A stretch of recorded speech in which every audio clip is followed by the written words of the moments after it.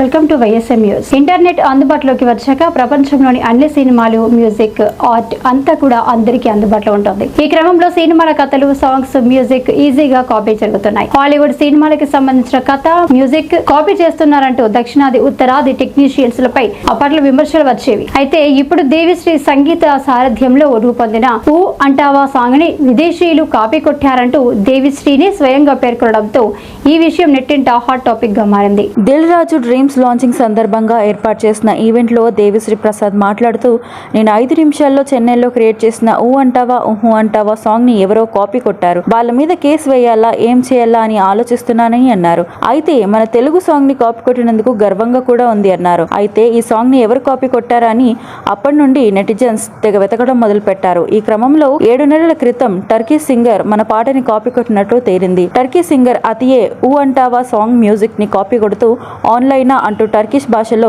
ఓ private song ని చేయగా ఈ సాంగ్ అచ్చ మన సాంగ్ మాదిరిగానే ఉంది. దీంతో ఈ వీడియోపై నెటిజన్స్ క్రేజీ కామెంట్స్ చేస్తున్నారు. కాపీ కొడితే కొట్టావు, కనీసం క్రెడిట్స్ అయినా ఇవ్వాలి కదా అని అంటున్నారు. ప్రస్తుతం 2 పాటలు నెట్టింట వైరల్ గా మారాయి.